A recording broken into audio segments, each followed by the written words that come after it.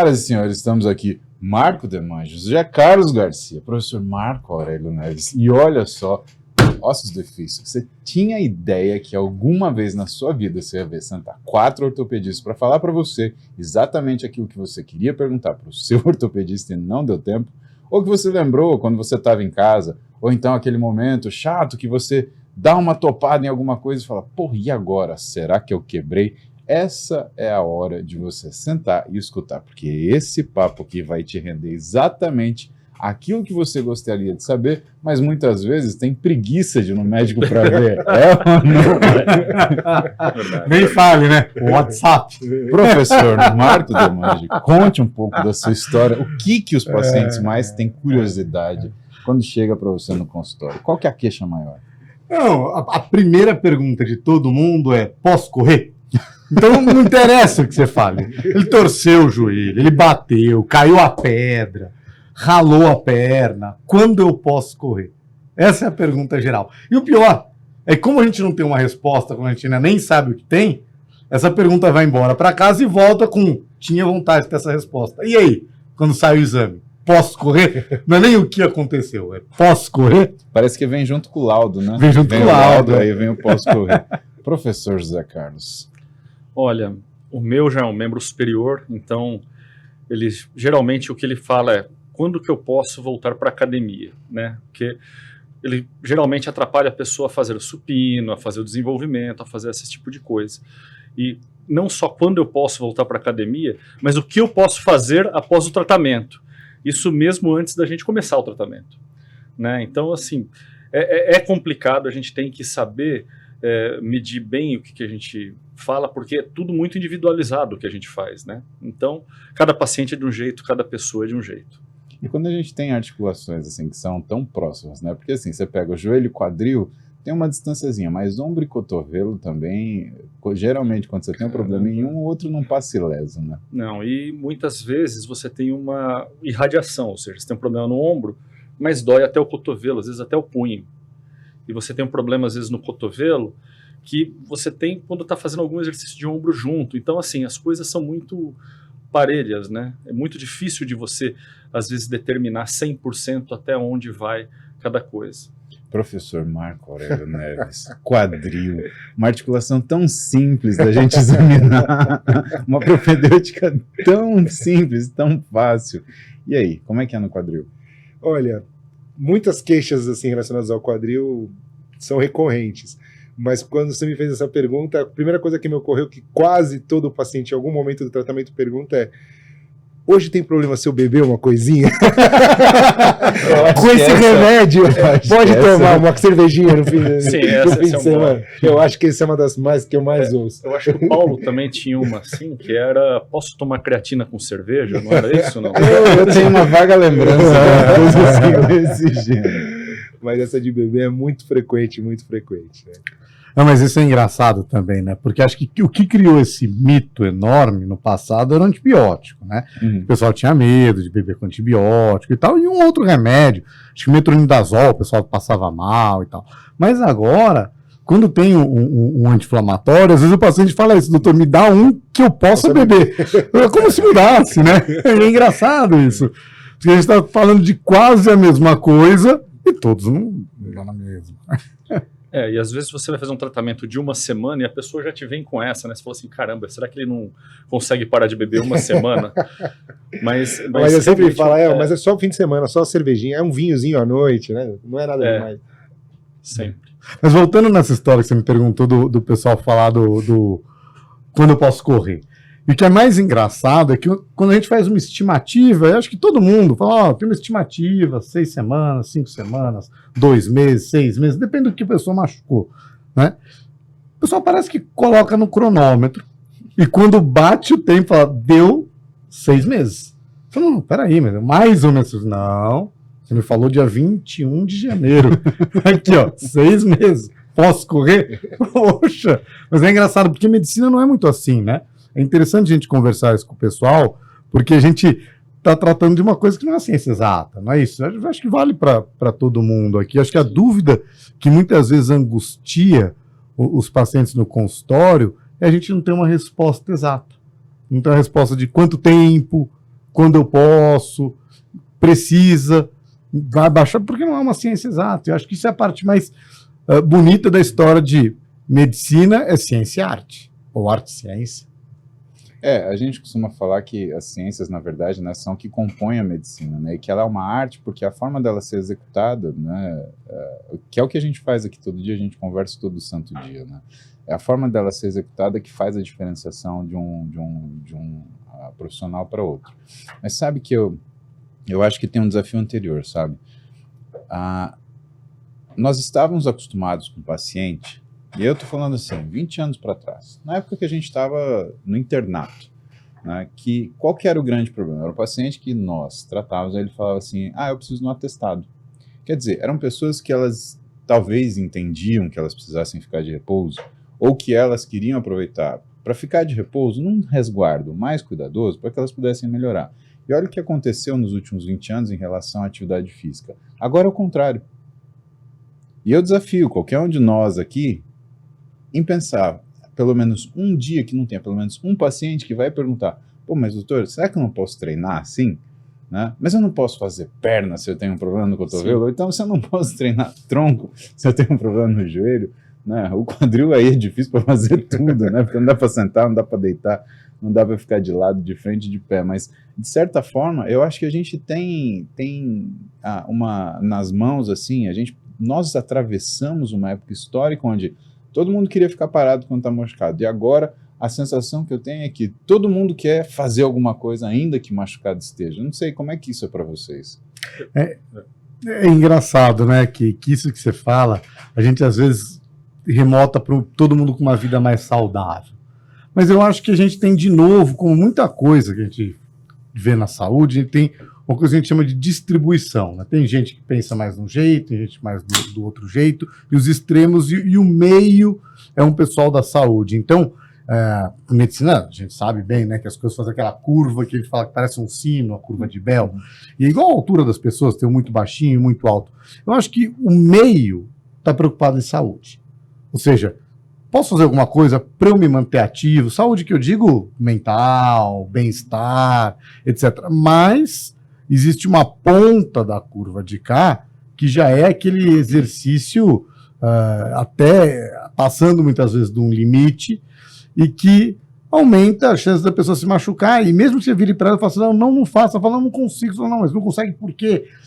E aí passa um pouco do ponto de você olhar para isso como estar vivendo uma vida mais saudável, mas sim estar quase que exagerando no lado do exercício. E eu sinto isso, e às vezes eu tento mostrar isso para o paciente, falar, será que você não está querendo fazer exercício, não pode faltar um dia, porque você não está aqui já além da conta na curva? Não sei se vocês veem dessa maneira também, ou se sou eu que acho que de certa assim, forma, né, José, o que seria, por exemplo, uma situação de ombro que você falaria para a pessoa absolutamente, não mexa, não uma situação cirúrgica, antes de cirúrgica, uma pessoa que tem uma queixa que fale para você assim, fala, olha, não vamos mexer, tem alguma situação assim?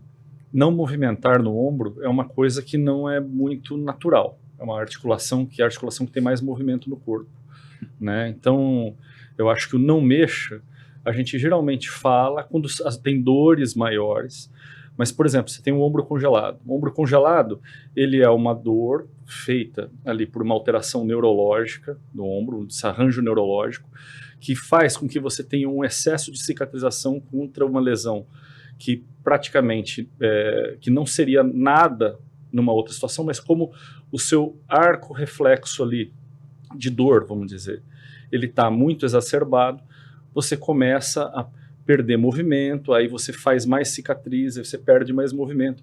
Então, mesmo em situações, às vezes, de dor, é interessante você ter movimento. Então, por isso é importante ir no seu médico, porque a gente não sabe quando que é só um processo inflamatório muito grande, não mexa, vamos tratar com medicação e vai melhorar. Ou um ombro congelado ou uma outra doença dessas, que piora quando você para. Eu fiquei muito feliz com o Paulo quando ele falou nosso internato de 20 anos, eu aqui e o Marco Aurélio, nós temos um internato acho que há mais de 25 anos, né? Então, eu acho que o nosso lado de cá é um lado mais Não, mas idoso, vamos Eu dizer. tentei equilibrar da seguinte forma. Então, aqui, tem um membro superior, membro inferior, membro superior, membro inferior. Tá Então, bom. eu pensei em equilibrar desse jeito, mas aqui estão os novos e os velhos. Aí. Experientes, vai. Experientes, Tá bom. experientes. Cabelo branco. Também. Mas além de cabelo branco, Marcão, e aí? Como é que é no quadril, cara? Olha, pensando nessa linha da limitação, acho que é uma máxima que vale para a maioria das articulações hoje, né? A gente não tem deixado os pacientes muito restritos e, pelo contrário, tudo que a gente faz de tratamento é na intenção e no intuito de recuperar a mobilidade o mais rápido possível. Né? Posso te fazer uma pergunta? Porque eu acho que fica nessa dúvida. Fratura por estresse do colo do fêmur. Começou Essa a é uma doer. boa comparação. E aí? Essa é uma boa pergunta. Exatamente. Explica pro pessoal o que é Então, e aí eu vou já linkar com o lance do corredor. Eu compartilho um pouquinho aí da percepção do Demange, e eu gosto do exemplo do corredor porque o cara que normalmente ele é adito mesmo, né? É um cara que tem uma dependência emocional e muitas vezes física e química de correr, e não poder ou estar privado de correr gera para ele uma irritação absurda, assim. E então eu entendo quando eles falam isso, porque eu percebo também que tem o lado dele de o quanto isso é importante para a saúde, para a rotina dele.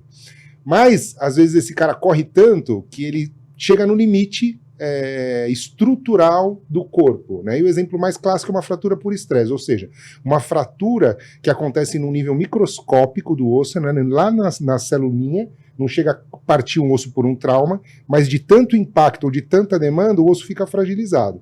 E a partir daí, pode realmente acontecer uma fratura, como a gente conhece, às vezes por trauma, se esse estresse continuar se repetindo.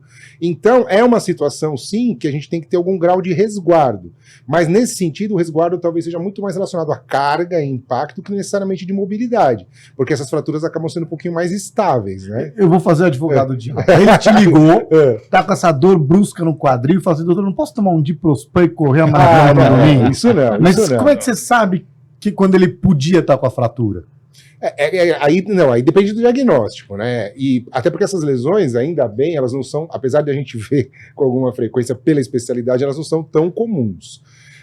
Mas a maioria dos pacientes que tem alguma queixa de curto prazo, na maioria das vezes é uma sobrecarga, é inflamatório, é tendino. Então, é uma coisa um pouquinho mais benigna, que ele tem essa percepção que se ele tomar um remedinho, ele não vai se prejudicar.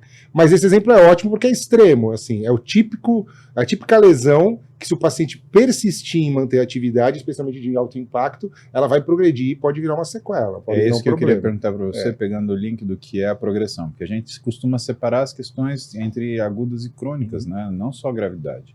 Dá para falar que um sujeito que ele tem uma fratura de estresse aguda, do ponto de vista imediato, ele está semeando uma artrose de quadril futura? Não necessariamente, né? Porque eu acho que o grande benefício, né, e entre aspas, de você ter uma lesão óssea é a capacidade regenerativa do osso. Acho que o exemplo clássico que a gente ouvia na residência, né, para voltar aos tempos antigos, acho que é um capítulo, eu não lembro exatamente qual era o autor do tornozelo, mas que falava que era muitas vezes melhor uma fratura do tornozelo do que um entorse grave de tornozelo, né? Pela gravidade e a complexidade que é uma lesão ligamentar, pela chance de sequela, tal.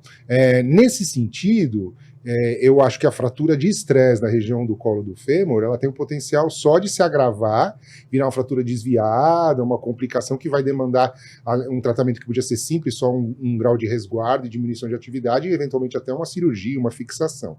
Mas não imagino que num médio prazo isso evoluiria para um quadro degenerativo, né? A não ser que seja uma questão que a gente vê bastante às vezes nos quadros de necrose, que aí realmente afeta a estrutura da cabeça do Necrose, fêmur. para quem não sabe, Boa, a tradução. morte, tem Tradução. tradução simultânea, importante. A morte dessa parte do osso por causa de uma ausência de circulação. Né? Isso pode acontecer, às vezes, por causa de uso de corticoide, alcoolismo, né? Então, uma E o série de quadril é coisas. bem alvo disso. É super comum. E, nossa, parece que o pessoal atribuiu muito as internações na pandemia, o uso de corticoide, mas a gente tem visto com muita frequência a necrose do quadril. Impressionante. Mas olha só, Marco, o que eu te pergunto e por que eu te pergunto? É na progressão. Uma pessoa que é capaz de correr até ter uma fratura de estresse, ela não será capaz de criar um estresse tão grande para essa articulação que depois, né, ela acaba sendo Existe algum estudo, alguma questão que avalie essa chance de uma pessoa que tem uma determinada patologia de quadril aguda evoluir para outros tipos de patologia? Né? Como, por exemplo, a gente tem em relação à parte metabólica. Você tem um paciente que tem obesidade, a chance dele fazer hipertensão é maior do que uma população. Ou seja, ele, por conta de uma condição, ele pode evoluir para outras. E nesse sentido, eu tenho a sensação, às vezes, que na ortopedia, por causa da resiliência das pessoas, da resistência das pessoas e das pessoas que treinam, né? Porque elas gostam muito de treinar, elas criam situações que podem levar a outras condições. Não, nesse sentido eu concordo, né? Mas aí muito mais, eu desconheço algum trabalho específico que fale assim dessa evolução do ponto de vista biológico mesmo, tal. Assim, alterações talvez, né, estruturais do formato do corpo da pessoa. Mas nesse sentido, em termos de comportamental, do paciente que persiste, do paciente que tem uma tolerância e entende que a dor faz parte da rotina dele, com certeza essas pessoas estão muito mais sujeitas a chegar nos limites. Você sabe que tem um americano que é um cara super diferente, Scott Dye, e ele publicou um artigo que é mais uma brincadeira / um artigo comparando as nossas articulações, as estruturas com o motor. É como se fosse uma articulação mesmo, um motor. O Scott Dye fez isso, tem a publicação, e ele explica um termo que depois virou muito comum, que chama envelope funcional, né, o que é quanto alguém aguenta para algo. Uhum. E nessa história do envelope, que é igual ao motor, ou seja, se você nunca liga, ele enferruja. Ele tem que rodar, ele tem que lubrificar, ele tem que agir um pouco. Ou seja, não fazer atividade física não é bom. Zero vai ser péssimo. A sobrecarga e a parte que ele fala que é a parte que está dentro da harmonia e do equilíbrio, ou seja, o giro do motor enquanto você está dentro de uma faixa útil, é a hora que você ainda não causa uma sobrecarga, que ele coloca que você está dentro do envelope funcional. Aí, a partir daí, você tem uma parte em que você passa do envelope funcional, que é a hora que você entra no vermelhinho do motor. Ou seja, ultrapassou, isso depende, porque depende se você está fazendo uma corrida no plano, você está fazendo uma corrida em montanha, você está fazendo uma corrida em montanha com um saco de cimento nas costas, ou fazendo pulo no crossfit. O número de ciclos, o tempo que você vai fazer de carga versus a frequência vai ser o que vai te dar você passar ou não desse limite. Por isso que não tem um número exato. E aí o que ele coloca que é muito interessante é que há algumas situações no corpo, você passar um pouco do limite e voltar, passar um pouco do limite e voltar, podem fazer bem. A fibra muscular, algumas situações podem ser boas. Outras situações, não, você só tem que passar do limite e voltar, passar do limite e voltar, mas não deixar estragar. Porque igual você fica vermelho de sol, voltar, fica vermelho de sol, voltar, faz bolha e tira a bolha, faz bolha e tira a bolha, ou a cartilagem articular é meio assim, o ligamento é meio assim. Ninguém vai hipertrofiar um ligamento de tanto que ele ficou fazendo entorcezinho, mini entorce, ou a cartilagem, tanto que você bateu numa cartilagem de alguém, ela não vai virar uma super cartilagem, né? Então a ideia de machucar um pouquinho para cicatrizar acaba não sendo boa, porque não vai calejar. E aí ele diz o seguinte, depois que inflama, é a hora que você pode ir entrando em falhas estruturais, que é a história do motor mesmo. Você chegou no vermelho, você segurar muito tempo no vermelho, ou da rotação, uma hora vai dar problema. Pode ser pequeno, médio ou grande, né? Pode até fundir o motor. Que é a história do, dependendo de quanto você pegar uma fratura do colo do fêmur por estresse, resolver tomar aí um opioide, um opiáceo qualquer e não perceber dor e falar, quer saber? Vou ficar pulando corda, se continuar doendo eu tomo mais remédio e continuo pulando corda, uma hora vai quebrar o quadril. E essa história do envelope funcional. E o mais interessante é que esse sistema do envelope de função ficou tão assim que hoje, muitas vezes, tem gente que nem sabe que a teoria do envelope funcional é uma analogia com o motor, que o Scott Dye publicou, e acha que, de fato, é uma teoria mesmo, médica, do envelope de função e tal. Mas isso faz, às vezes, as pessoas terem que... A gente brinca um pouco, tem que diferenciar o que está machucando, o que está doendo, né? Você correu muito, está doendo a coxa, que é o músculo que está te doendo no final do dia, ou o seu joelho, o seu quadril, a virilha, né? Isso é interessante que a gente em saúde, infelizmente, não ensina, mas existem lugares que a gente tem que ficar mais preocupado se dói. Todo mundo sabe que se no meio da noite, cansado, doer o peito, correr pro braço, formigar, a casa caiu, né? Corre pro hospital, porque é um problema. E na ortopedia tem um pouco isso, né? Onde dói, né? Agora, dentro dessa racinha de envelope funcional, tem uma coisa que é bem diferente assim entre nós. Porque, por exemplo, quando a gente fala em articulações de membros inferiores, você já imagina carga. E você já imagina corrida, peso, multiplicação do peso pela passada. Ou seja, a gente sempre tem a questão da repetição, né, que é o estresse repetitivo, a gente tem a questão da carga, a gente tem a questão da intensidade, né, tudo junto. Mas e ombro e cotovelo, José? Membro superior, existe? O que causa esse estresse? Olha, eu vou seguir a analogia aqui que o Demange fez, que é ótima dessa envelope funcional. A gente tem envelopes funcionais também de tipos de articulação. Você tem o quadril que aguenta mais, você tem o cotovelo vai aguentar menos, o ombro também aguenta menos do que o quadril. Então, cada uma tem uma característica. No envelope funcional que eu estou falando do ombro, às vezes um Fiat 147, o motor dele funciona no limite menor.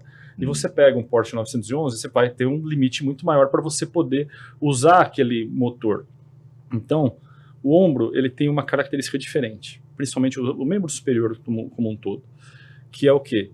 Ele mudou o eixo dele normal, que a gente pensaria seria um eixo mais anterior, e a musculatura dele mudou muito mais o eixo do que o membro inferior. O membro inferior ela sai meio reta. No membro superior ela faz sempre alguma curva, ou seja, ela usa uma roldana. Quando você usa uma roldana, você tem que ter alguma coisa que seja boa para rodar ali, e muitas vezes não é. Um maior exemplo disso é o cabo longo do bíceps. O bíceps ele passa aqui, passa pelo meio do osso, entra num sulco de osso e vai descendo até formar o músculo aqui embaixo. Então, o ombro ele é muito mais suscetível a alterações do músculo do que até alterações ósseas, por não ser uma articulação de carga, mas por ser uma articulação onde a massa muscular tem um papel muito importante. Nesse sentido, por exemplo, o quadril, quando você vê o quadril, ele é junto com a coluna. O ombro não. O ombro não tem nenhuma coligação com a coluna. O ombro é uma articulação que ela é solta. O que segura o ombro? Músculo.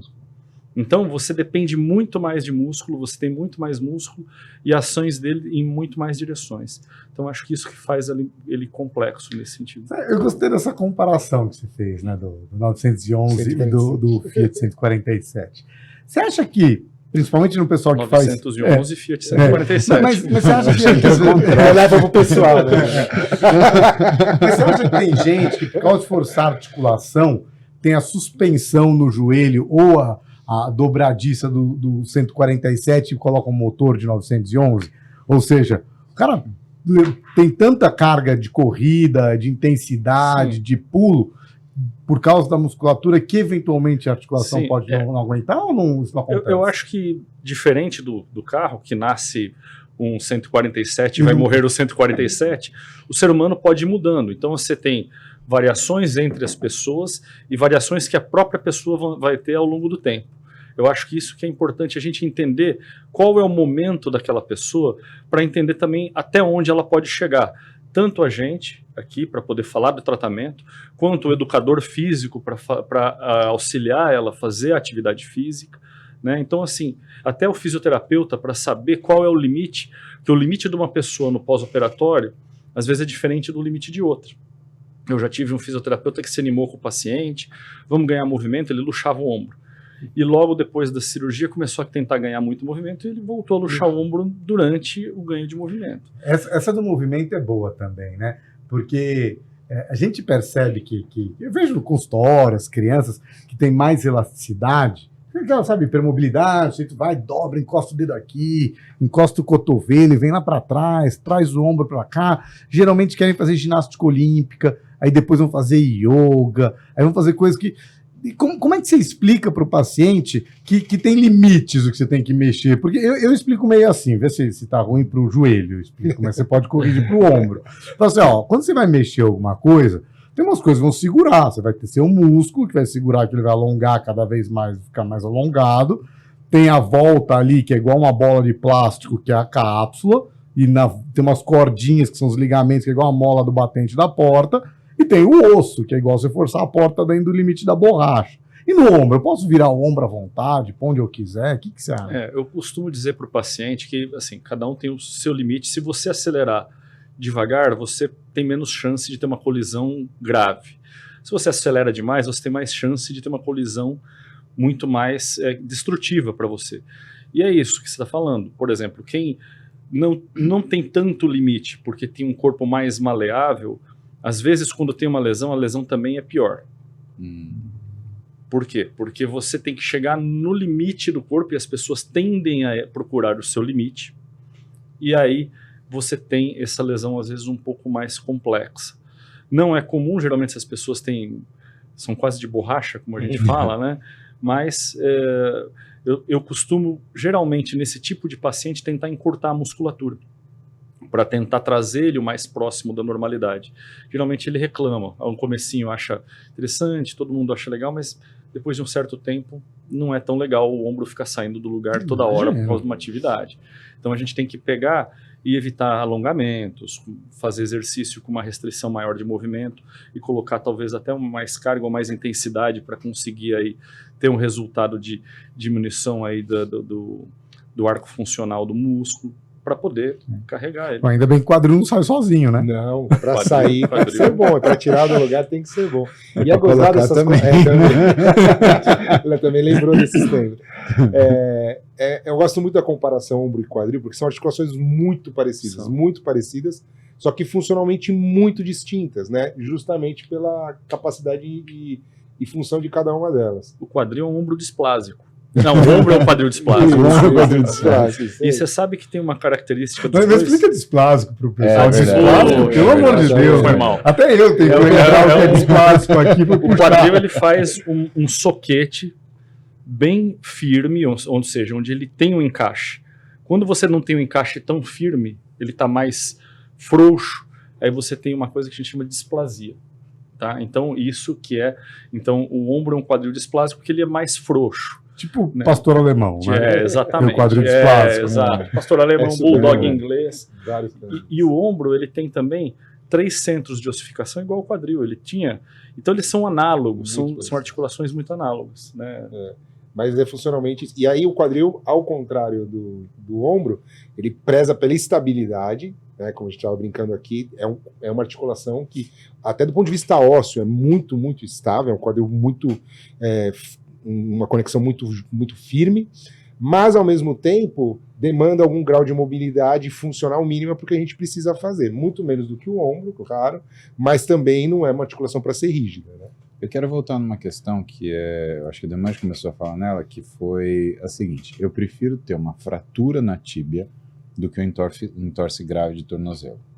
E eu gostaria que a gente tivesse que vocês fizessem uma análise, por exemplo, uma lesão grande é necessariamente uma lesão grave? Por que eu estou pensando isso? Estou pensando o seguinte: eu e o José, a gente vai operar um paciente, por exemplo, com lesão de peitoral. É uma lesão grande, né? É uma lesão trabalhosa, mas quando a gente pega, por exemplo, um paciente que tem uma instabilidade de ombro, é uma lesão muito pequenininha, mas tem um comprometimento, uma dificuldade técnica, e você precisa de uma habilidade que acaba sendo muito maior.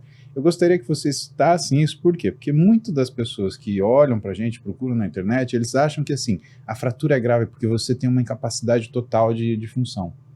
Só que eles não percebem que a perda de função, quando a gente tem, por exemplo, uma doença músculo-ligamentar, que é causada por, de repente, um erro digestório esportivo, ou um acidente esportivo mal cuidado, ou então mesmo uma falta de treinamento, uma execução, né, não cuidadosa daquele esporte, né, ela vai levar ela a uma incapacidade e que talvez seja muito mais difícil de ser corrigido do que uma lesão aguda.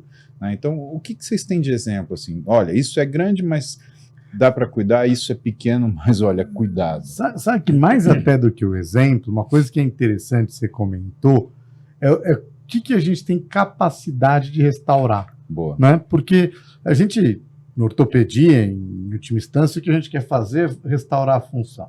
E se desse para restaurar a função e deixar igual ao novo, e que fosse não envelhecer mais rápido do que uma vez já batido, né? Ia ser o melhor. E essa acho que é uma coisa que vai mudando ao longo da história da ortopedia. Que tem algumas lesões que a gente não conseguia nem ver, e aí depois a gente não conseguia curar, e elas antes eram muito graves, porque o tempo para curar e ficar bem curado era muito difícil. Então, a fratura de fêmur, sei lá, há 200 anos, era uma fratura gravíssima no meio do fêmur, né? E o sujeito ficar deitado, pendurado na cama. E aí inventaram as hastes intramedulares, o boom das cirurgias e antibióticos, anestesia. Ela começou ficando cada vez mais uma fratura que pode ser grave no momento de acontecer, mas ela vai caindo um pouco a gravidade. Se tiver uma fratura do fêmur que não está nada desviada, você só vai voltar um pouquinho e passar uma haste, provavelmente aquela pessoa vai ficar curada, né? E tem outras que a gente ainda tem muita dificuldade de corrigir. É isso que você falou, é uma super verdade. Um nervo que estoura, sem querer, acontece um negócio e corta um nervo fora, às vezes para a gente é super grave, e apesar de ser um cortinho, às vezes de 1 centímetro.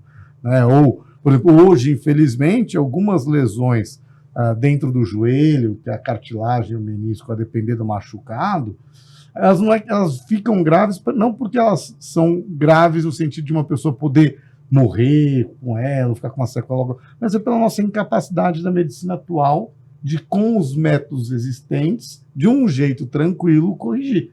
E acho que é isso que vai variar ainda hoje. Hoje o que a gente às vezes fala, putz, isso é super grave, não tem cura. Talvez no futuro deixe de ser tão grave e sai desse critério. Agora, por isso que eu brinco que gravidade tem aquele que é grave no sentido de se não fizer nada agora, a pessoa pode ter uma sequela definitiva, morrer, etc e tal. E tem o que é grave do tipo, as ferramentas que a gente tem hoje na caixa de ferramenta não permitem corrigir. Ou para corrigir, eu tenho que quebrar tanta coisa, fazer um processo tão grande, que larga assim, né? Vou fazer tudo isso por um negócio pequeno desse e deixa. Vou fazer até uma pergunta agora para todos aqui, já que a gente está falando de futuro, o Demange levantou essa, né? Então, sim, com a inteligência artificial chegando aí, com uma série de outros avanços, o que vocês acham que, assim, por exemplo, a inteligência artificial e tudo isso pode levar à evolução nos tratamentos e como é que pode isso ser diferente e fazer com que as pessoas se recuperem de uma forma diferente?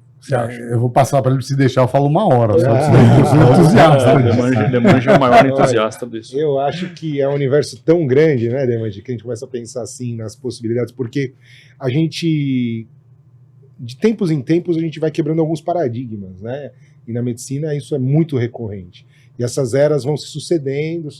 Então, eu tenho certeza que há 50 anos atrás as pessoas não tinham ideia do que a gente faria hoje do ponto de vista de tratamento, seja clínico ou cirúrgico, e tem a mesma percepção de que vão olhar para a gente lá na frente atrás e falar, pô, coitado dos meninos ali tão limitado, com tanta falta de conhecimento. Então, o que eu acho que esse tipo de tecnologia nova traz são novas perspectivas. É a gente olhar as coisas de uma forma que a gente não imaginava que pudesse ser resolvida.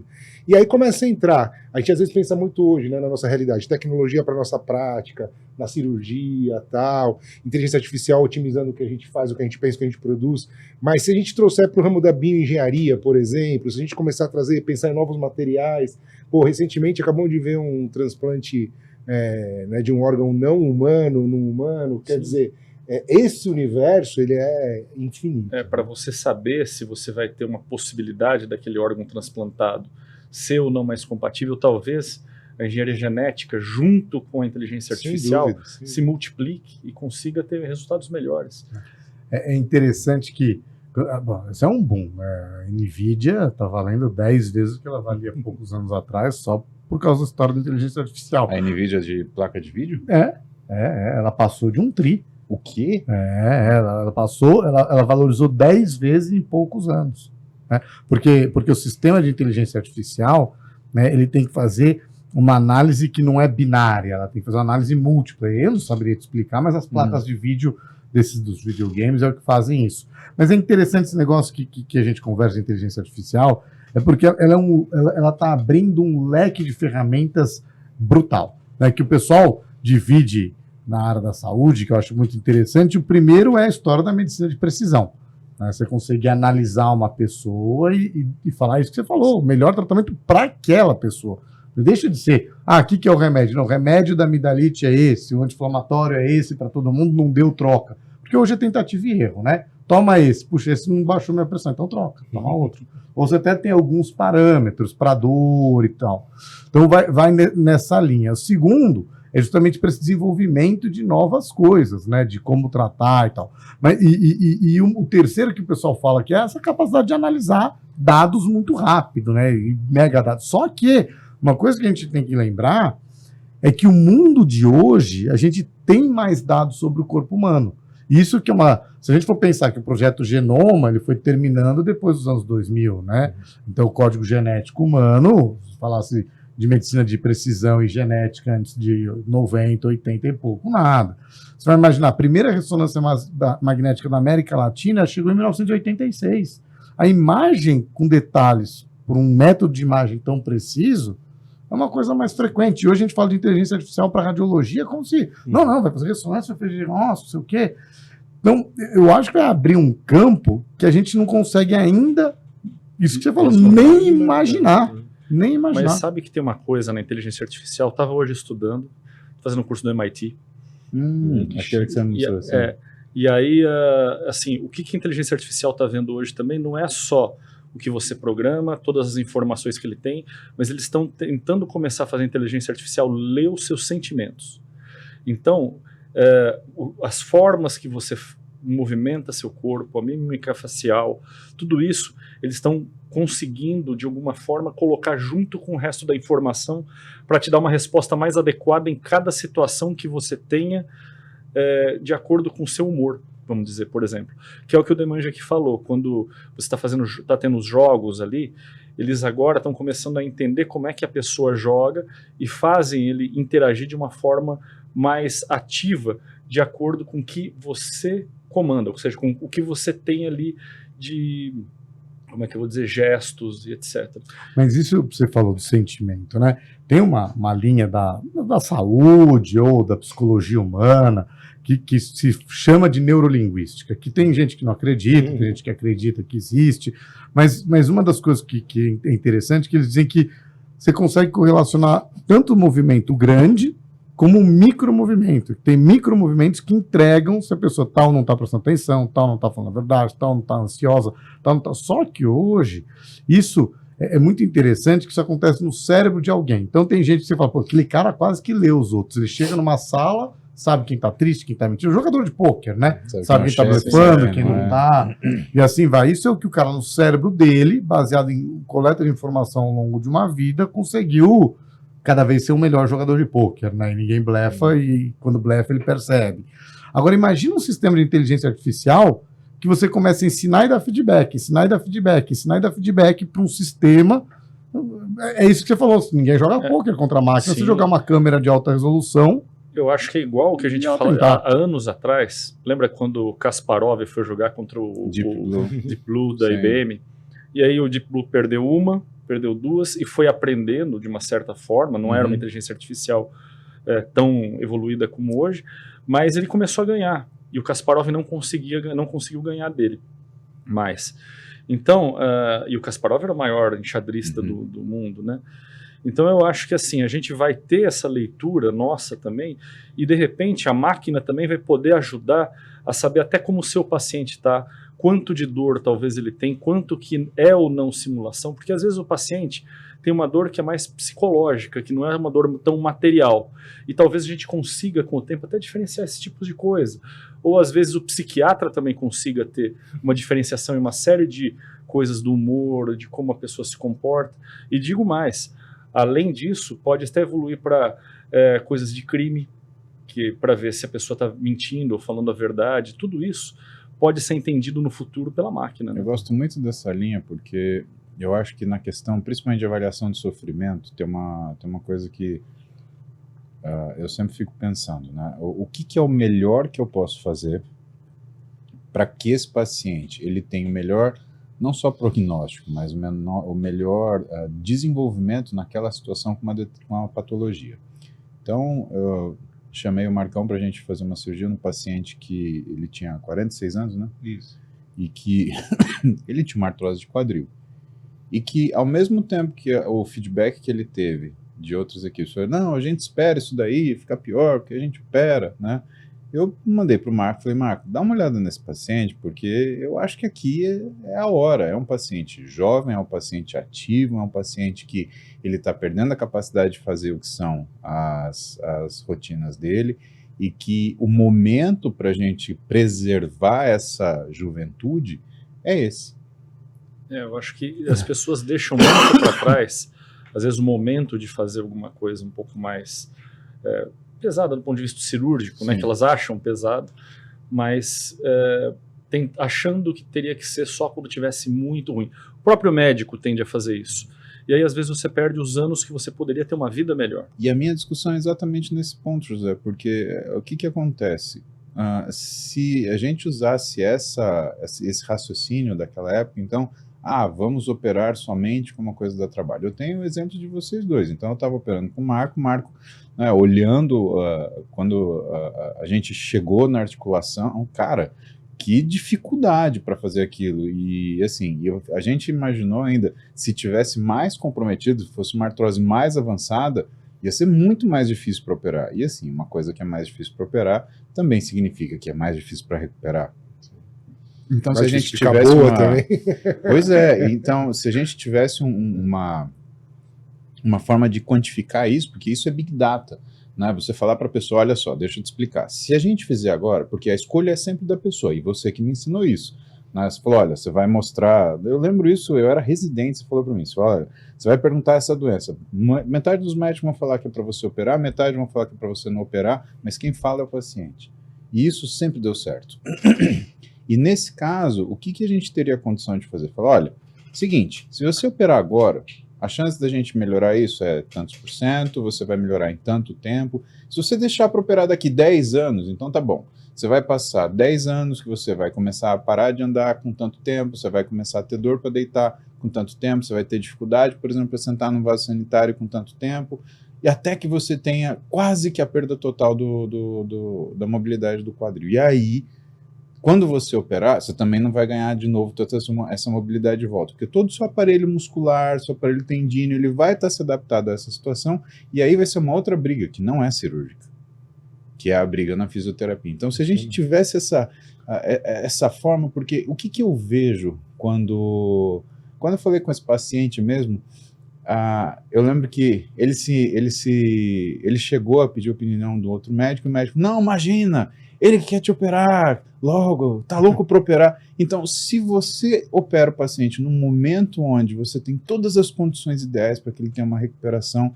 e um retorno às suas atividades normais melhor do que ele estava, né, a gente sofre aquela velha crítica, né? Não, então você está querendo operar demais. Mas se a gente coloca esse paciente para esperar o quanto ele quiser, por conta dessa capacidade que a gente tem de se acostumar com aquilo ruim, pode ser que ele chegue num momento onde essa cirurgia vai adiantar pouco para ele, porque ele não vai ter mais o envelope funcional para garantir as coisas. Né? E você sabe que até do ponto de vista estético isso é importante. Eu tenho um paciente que tinha uma lesão do peitoral e ele estava em depressão, tomando medicações e tal.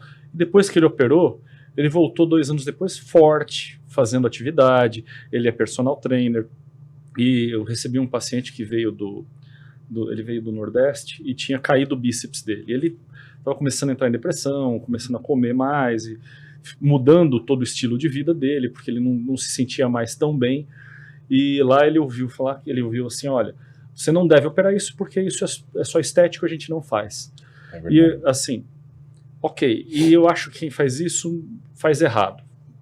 Ok, então vamos fazer da forma certa. E o que aconteceu? Melhorou a autoestima da pessoa, ela voltou a fazer atividade, está aí na academia, melhorou a qualidade de vida dele. Por quê? Às vezes por causa até de uma coisa que pode ser mais estética até do que funcional, mas que é importante na vida da pessoa. Um fisiculturista, se você deixa ele com o bíceps caído ou alguma coisa assim, ele perdeu o emprego.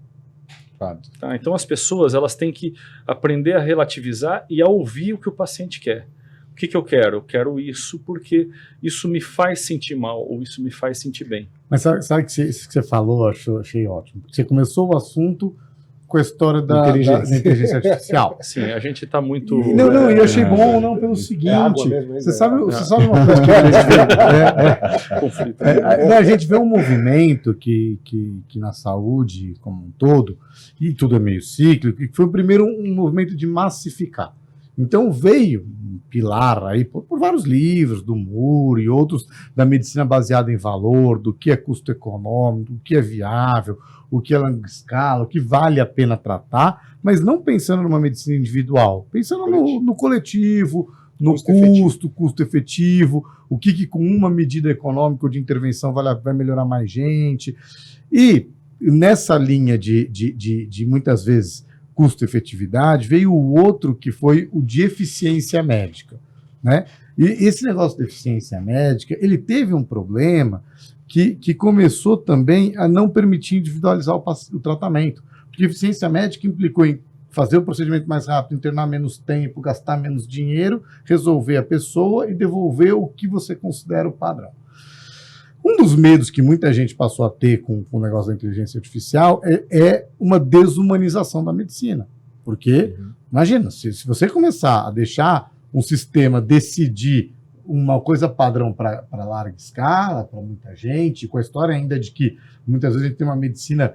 A gente está vendo conglomerados médicos agora, né? E muitas vezes as pessoas que trabalham dentro de um conglomerado médico precisam, às vezes, seguir uma linha que vai ser ditada pela decisão do conglomerado, né? Pode ser que isso aconteça, pode ser que não. Mas, por outro lado, o que você falou agora, que é uma verdade, é uma tendência do que as pessoas querem no mundo, e a maior verdade é a medicina personalizada e humana, em que você analisa aquela pessoa em todo o espectro dela, considerando a questão emocional, profissional, possibilidades de vida, a sua possibilidade de resolver, porque muitas vezes quando o paciente ouve não tenho o que fazer, a frase pode ser não tenho o que fazer dentro do que o seu sistema de saúde cubra, permita. Então eu quero perguntar para você, Damage, eu quero perguntar para você para saber a tua opinião, antes de você concluir. É o seguinte, quando a gente olha uma medicina populacional, a queixa é um número. Mas quando a gente vai no paciente, a queixa é sofrimento. O que você acha que vai impedir que as pessoas elas se tornem estatística e que a gente aproveite de fato essa inteligência artificial, essa tecnologia, ou qualquer forma de tecnologia dentro da medicina, para resolver mais o sofrimento, que é a causa principal? O que você acha que vai mudar? Vai ser a atitude do médico, do paciente, da empresa? Então, eu acho que aí é o jeito de usar a ferramenta, né? E quanto de autonomia verdadeira o paciente tem na decisão do tratamento dele. Porque você falou uma coisa que é ótima, né? Em última instância, quem decide é o paciente. Desde que ele tenha autonomia de decisão. E informação para isso. De informação e de condição. Então, vamos dar um exemplo fora do Brasil para não ficar chato. Tá bom. Né? O sujeito torce um joelho na Inglaterra durante o sábado e ele quer fazer um exame. Porque ele acha que é interessante, dói, ele conversou com um médico amigo aqui, porque eu tenho pacientes que me ligam e falam, doutor, é impossível nesse sistema eu fazer o exame. Então, a despeito da autonomia dele, e se ele fala assim, não, mas eu quero operar essa lesão, por exemplo, um peitoral, que eu acho totalmente correto, o que você falou está 100% preenchido do que eu acredito na medicina personalizada e feita de um lado humano para alguém. Imagine essa lesão numa medicina canadense pública. Eu ia dar exatamente Aí é a história disso, por isso que cai na história da autonomia. Então, em havendo autonomia, para aqueles que tiverem autonomia, eu acho que elas vão ter que buscar as pessoas que usem a inteligência artificial para tratar exatamente ela de uma maneira personalizada e ótima. Para aqueles que não têm autonomia total, porque estão, com alguma maneira, enfim, relacionados a algum limite, exemplo, o sujeito está no Canadá, ou se a gente falar do Brasil, tá, depende do sistema de saúde XPTO, ou qualquer coisa que o valha, vai haver, dentro do limite dela, uma necessidade de conscientização e pressão da população, de mostrar para aquele que cria as regras gerais de tratamento que é muito importante permitir, de alguma maneira, a individualização, né? O que vai acontecer vai ser sempre o eterno braço de ferro do gestor, de que o recurso é limitado e que algumas situações ele não vai conseguir permitir. O gestor pode ser o gestor de saúde pública, do privado simples, do privado complexo, e assim vai. Mas o que eu entendo é que, num primeiro momento, as pessoas vão precisar primeiro se conscientizar desses vieses. Um dos vieses mais clássicos é isso, né? Eu brinco que quando a pessoa faz uma pergunta para o médico, que é essa pergunta que você falou, ela pode ser lida na comunicação humana de várias maneiras. Se ele está num sistema qualquer, faz conta que ele foi num posto de saúde de uma cidade pequena com pouco recurso para tratar uma situação dessa. Às vezes a frase do médico falar não tem o que fazer, o que ele quer dizer é, você me desculpe, imaginando a sua condição, sabendo que eu tenho acesso, tecnicamente com o que eu tenho, não tenho o que fazer. Outra frase que é muito comum é, quando ele vai dentro de um sistema fechado de saúde, dele falar não tenho o que fazer, muitas vezes ele quer dizer, pensando na cobertura que você tem, dentro do que eu tenho acertado de possibilidades terapêuticas, eu não tenho nada a fazer para o seu tratamento. E a outra situação de pergunta, que se fosse uma pergunta mais aberta, é não existe nada em nenhum lugar, seja consigo como meu médico ou em qualquer lugar para fazer, aí a resposta começa a mudar. A gente, muitas vezes, quando chega um paciente no meu consultório com algumas lesões que eu sei que não tem soluções no Brasil, quando que seja isso. É claro que você não vai expor para a pessoa a torta e a direita só para criar uma ansiedade. Tipo, não, mas tem um cara na Coreia, pela lei na Coreia, que pode expandir células XPTO, que já tentou um tratamento para essa sua lesão que nem é tão grande assim e talvez seja um pouco melhor que o nosso tratamento. Porque não é isso que é a pergunta que ele quis fazer. Ele quis fazer, doutor, aqui, vindo aqui, dentro do seu leque terapêutico, ou alguém perto que você conheça, tem alguma coisa que eu posso fazer? E eu acho que no futuro, para a gente conseguir personalizar esse tratamento e essa questão do sofrimento e tudo isso, a gente vai ter que usar a ferramenta de inteligência artificial dessa maneira, mas a gente também vai ter que aprender a perguntar e responder. A inteligência artificial, ela não pode massificar o atendimento, desumanizar o atendimento no sentido de não personalização e não entender o que cada um quer, e ela não pode ser uma barreira de comunicação, que muitas vezes é para a gente. Hoje, muita coisa que a gente fala, medicina baseada em evidência, tem mesmo, mas às vezes ela serve mais como uma barreira de oferta de tratamento do que o verdadeiro, né? Falar, não tem evidência científica, peraí, não é mesmo. Eu gosto de pensar essas coisas, às vezes, principalmente quando envolve muita tecnologia e muita possibilidade, da forma mais simplista. Porque, assim, eu sempre digo isso, o que tem valor nunca se perde, né? Então vamos pensar numa relação humana em que a gente, como médico, está tratando ou cuidando do sofrimento de alguém. O que tem valor é a percepção, o interesse, essas coisas. Se eu vou ter ferramentas que vão me ajudar nisso, ótimo, pode ser a inteligência artificial trazendo para mim e falando assim, nossa, esse cara está realmente deprimido. Hoje a gente faz isso através de treinamento, através de estudo, mas sei lá quais são as infinitas maneiras que a gente vai ter para entender as situações no futuro. A gente vai ter que trazer isso para o chão e para o que é importante. Beleza, diante de tudo isso que eu tenho aqui, seja a minha experiência, a minha expertise, o que eu estudei, o que eu sei, ou que a mais avançada capacidade de análise de dados possa trazer. O que importa é o que a gente vai fazer com isso, né? Então, eu acho que, ao mesmo tempo que eu me vejo assim, perdendo as possibilidades do que vai acontecer, eu fico razoavelmente confortável de que a gente vai ter esse papel ainda, né? De entender, diante dessas ferramentas, qual é o melhor caminho para usar cada uma delas. E aí sim a medicina pode ficar muito mais bonita do que a gente ainda conhece hoje, né? Não tenho nenhuma dúvida disso. O que a gente vê muitas vezes, principalmente aí dos gestores, o gestor quer economizar dinheiro. E é uma queda de braço, né, que a gente tem, e o gestor ele costuma usar muito a revisão sistemática e de uma forma errada. O que é a revisão sistemática, para vocês entenderem? É quando se pegam várias pesquisas de várias pessoas diferentes, feitas às vezes em vários anos diferentes, coloca tudo junto, né, desde que sejam possíveis de serem comparadas, e se tira um resultado de várias pesquisas dizendo, isso funciona ou isso não funciona. Só que as coisas não são tão simples assim, principalmente na nossa área. Quando você fala de um remédio, se eu pegar um remédio tomado há 10 anos atrás, o mesmo remédio tomado 10 anos depois, ele vai continuar sendo a mesma molécula. Mas quando a gente pega uma prótese, por exemplo, de quadril, de 30 anos atrás e você compara com uma de hoje, qual que é a diferença? Você tem uma evolução tecnológica que faz com que a sua prótese tenha resultados muito melhores.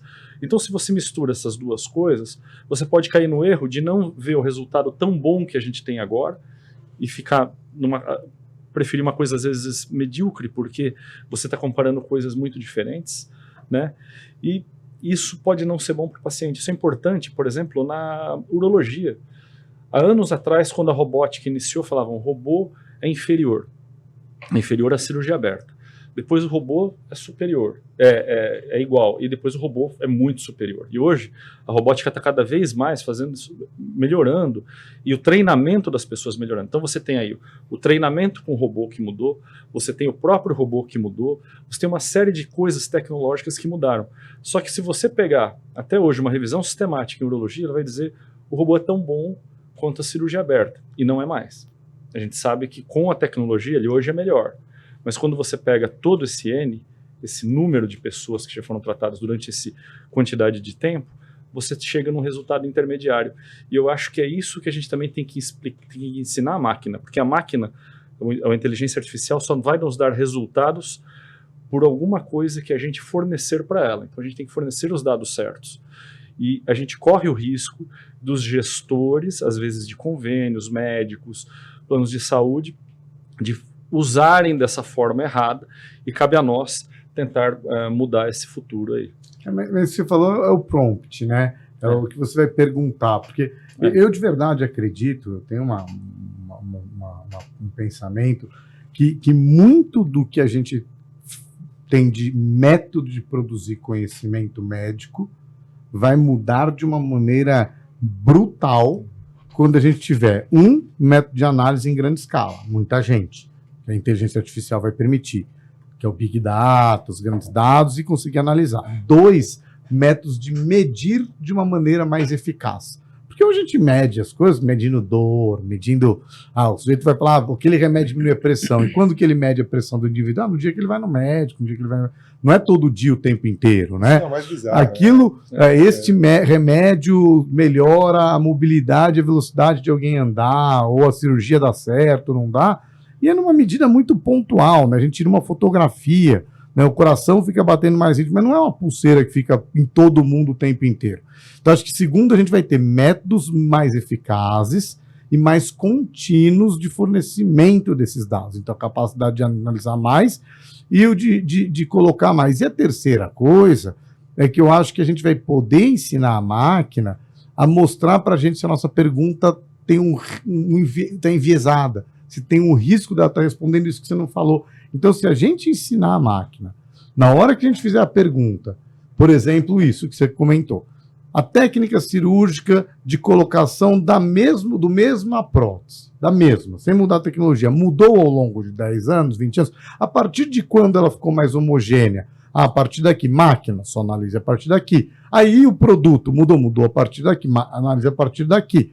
O que não mudou, você pode incluir dado mais antigo. Hoje, se a gente fala isso para alguém que vai escrever, a gente pega aluno de pós-graduação e vai falar para ele, como é que você selecionou, de que ano a que ano você escolheu os trabalhos? Mais ou menos 10, 15 anos. Por quê? Não, porque onde começava a ter mais trabalho publicado. Mas você excluiu sabe, é tão complexo para o ser humano, na capacidade atual, fazer uma pesquisa dessa, que eu acho que a gente tem essas respostas, que a gente brinca até que, se a gente quiser, a gente faz o dado. Porque é só você jogar as coisas diferentes no mesmo bolo e brincar com a estatística e fazer o dado. Se a inteligência artificial chegar num patamar que ela vira pra gente, já joga um red flag e fala, tudo bem, você me fez essa pergunta aqui, mas assim, isso que você está tendo é uma resposta para o que você quer que eu responda. Entretanto, se eu for fazer uma análise crítica verdadeira, eu iria para essa resposta, que eu acho que vai chegar nesse patamar, até porque vai ser tão fácil usar, que quando vier uma resposta, as pessoas vão, peraí, não vou aceitar essa resposta. E sabe por que também isso também vai ser mais, ainda eu acho que é mais fascinante? Porque a gente está falando de mudança, mas a gente esquece de uma que também acontece, que é muito interessante, que as pessoas também mudam, os pacientes mudam. Né? Eu, assim, na minha razoavelmente curta jornada de profissional, eu tenho uma absoluta convicção... Não é tão curta assim, não. Não, mas eu tenho... Corta esse pedaço. Eu tenho absoluta convicção de que eu trato pessoas completamente diferentes do que eu tratava 10 anos atrás. Fazendo o mesmo tratamento. Elas querem outras coisas, elas têm outros objetivos, e funcionalmente e provavelmente fisiologicamente elas são diferentes. Eu vou falar assim, do ponto de vista ósseo, eu trato ossos muito mais saudáveis do que eu tratava antigamente. Né? A qualidade óssea da população mundial ela mudou ao longo do tempo, por várias questões, nutricionais, tratamentos, coisas. Então a gente tem uma classificaçãozinha do tipo de fêmur lá, né, que a gente tipo A, tipo B e tipo C. Hoje eu estou com um problemão porque eu tenho muito mais osso saudável. Tipo A, eu trato pacientes mais jovens. Então as próteses que serviam há 10 anos atrás já não são tão boas. Né? Funcionaram muito bem durante um tempo. Mas hoje, além do osso ter mudado, a qualidade óssea ter melhorado, o paciente ele quer sair andando, ele quer fazer atividade física, ele quer ter torque, ele quer ter... Mas tá certo impacto. ele. E isso, e não é a parte ruim. O que eu estou só fazendo no link olha só a riqueza dos dados que a gente vai ter e o quanto ainda a gente vai ser relevante nessa análise, entendendo o processo com uma forma dinâmica, né? Nada está parado, nada é estático nisso. E a gente passou um período da medicina no passado que era meio que negar ou convencer o paciente que a vontade dele não era justa. E era mais fácil, não, por que você quer sair andando um dia? Você fica uma semana na cama, paciência, fica não sei o quê. Isso foi um período, porque talvez, por uma certa, não sei que termo usar, de autodefesa ou prepotência, o que quiser que a gente vai falar, mas vamos chamar de autodefesa porque é mais bonito. Ou talvez incerteza. Porque eu acho que é uma era que a gente viveu uma época de muita incerteza. E do profissional médico, e dos profissionais médicos e da medicina como um todo, de falar assim, bom, já que eu não tenho nenhuma perspectiva de te entregar isso que você está querendo, está tão longe que é mais fácil convencer o pessoal a falar, não queira isso, porque é muito longe, né? Isso é quase, para a gente de hoje, seria coisas no passado, outras doenças foram assim incuráveis, né? Tem tanta doença que foi incurável, hoje é curável, e que estava numa perspectiva longe. Hoje, na medicina de hoje, essa história do voltar mais rápido para a vida, para o dia a dia, para tudo isso, ficou mais perto.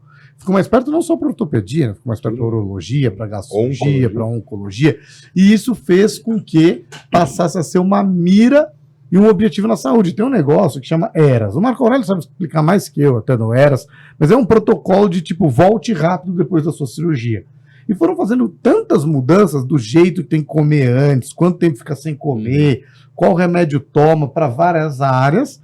Por quê? Porque voltar logo virou uma coisa com objetivo. Só que a balança sempre foi, isso é seguro? E cada vez mais, de novo da história da insegurança, se mostrou que isso é seguro. E hoje é um alvo atingível cada vez mais rápido. Talvez vai chegar ao ponto da gente achar que a nossa atual daqui a 10 anos não seja tão rápida assim. E ele vai falar, puxa, você lembra aquele dia que a gente falou que os nossos pacientes voltavam rápido? Mas não era rápido de verdade, né? Agora sim é rápido. Vamos ver. Tomara, né? Eu sonho com isso. Mas o Marco Aurélio falou uma coisa de prótese, assim, de todos que estão sentados aqui, eu acho que a que foi mais recente, assim, em relação à segurança, eficácia, um método, eu acho que é a prótese de ombro. Verdade. E você sente hoje, José, que o pessoal tem menos medo de optar, por exemplo, por uma cirurgia desse tipo? Ainda não. Eu acho que ainda tem todo esse receio por causa desse histórico, né? A prótese de ombro, ela tem alguns problemas, porque o ombro já é uma articulação mais complicada do ponto de vista de tendão, de músculos, né? E a prótese, ela sempre fez alguma sobrecarga, vamos dizer, nessa parte muscular. Então, você tinha também menos opções, porque existem várias opções de curvaturas da articulação que a gente não tinha antigamente. E principalmente, por ter lesão de tendão associada, a gente tinha muitos maus resultados. E o que aconteceu depois de um tempo? Fez um trabalho biomecânico onde eu acho bem interessante, né? Na verdade, criou-se um tipo de prótese que era completamente diferente da articulação. E isso é uma coisa que, para a cabeça de muitos pacientes, é meio fora de questão. Por quê? Ele transforma o que era côncavo e convexo, o que era convexo em côncavo, articula de uma forma diferente, só que funciona. E por que funciona? Porque você muda centros de gravidade, você trabalha com uma mecânica muito mais aperfeiçoada. Para trabalhar com essa mecânica mais aperfeiçoada, a engenharia teve que evoluir demais. Então, por isso, a prótese de ombro ela acabou sendo a última a ter toda essa evolução. E hoje a gente tem resultados interessantes, que nem eu falei já, de um que está lutando jiu-jitsu, outro. Então tem uma série de coisas que estão levando a gente a pensar, será que eu não posso fazer antes? Ou será que eu não posso fazer em mais pacientes para ter um resultado tão bom? E isso está levando a gente a pensar igual o pessoal do joelho está pensando hoje, igual o pessoal do quadril está pensando. Ou seja, nós precisamos compreender novamente o que é a indicação. A gente não tem certeza. As indicações tradicionais, talvez elas precisam ser mais customizadas para cada paciente. E isso que é a beleza do que a gente faz, é isso, a gente customizar para cada paciente, entender o paciente, entender as angústias, entender o psicológico do paciente para entender o que a gente tem que dar para ele. Qual que é a cirurgia que no ombro o pessoal... Vamos colocar ombro e cotovelo, né? Quais são as cirurgias que o pessoal tem mais aceitação, assim? Quando você fala o diagnóstico, quando você fala o tratamento, olha, eu acho que a gente vai ter que fazer uma cirurgia. O que o paciente ele menos tem medo, ou talvez menos... Eu acho que a cirurgia que tem mais aceitação, o manguito, por ter um tempo de recuperação muito grande, é complicado. A prótese, por causa de todo esse histórico, também eles não têm tanta aceitação. A luxação de ombro. Tá? Por quê? É uma coisa extremamente debilitante. Ou seja, quem luxa, quem faz uma atividade física e luxa o ombro é uma atividade, ele tem que começar a se restringir, às vezes, de fazer uma atividade, até de nadar, até de fazer coisas básicas. E então ele tende a aceitar melhor esse tipo de tratamento mais rápido. E o tratamento é mais eficaz. A cirurgia é relativamente rápida, o resultado é bom, né, é seguro, então eu acho que é uma das coisas que tem mais aceitação. E tem luxação de joelho, Domagé? Tem, né? Pô, ainda bem, né? Tem que machucar muito para luxar o joelho, é uma lesão de alta energia, né? Quando a gente fala de alta energia, imagine o sujeito bater com uma moto contra um carro. Não é um joguinho de futebol, né? Assim, um futebol americano, que alguém pode, né? Ou aquele futebol sem noção, né? Mas esse dá. Porque quando o joelho sai e volta inteiro, ele tem que ter rasgado todos os ligamentos, né? O que a gente mais vê no pessoal é romper um ligamento só, né? O mais comum é o cruzado anterior, que assim, no Brasil, o pessoal que joga futebol, sempre tem um amigo que já rompeu. Né? Tem algum caso que você lembra, assim, que te marcou nesse sentido? Ah, não, de luxar o joelho, vários. Eu tenho situações... Mas um que tenha te marcado, você falou, e agora? Não, tem situações que são super graves, tem caso, por exemplo, que me marcou do sujeito que saltou com a moto saiu debaixo da perna dele, aterrissou com o pé no chão, né? Isso machuca, né? E tem várias outras situações, né? Até enfim, por muito da vida na fase... Aí nos primeiros 10 anos está muito envolvido no dia a dia no Hospital das Clínicas, a gente vê muita lesão grave. E no consultório é isso, esses casos que eu falei de a moto saiu voando e aterrissou no chão, a gente no consultório mais recente.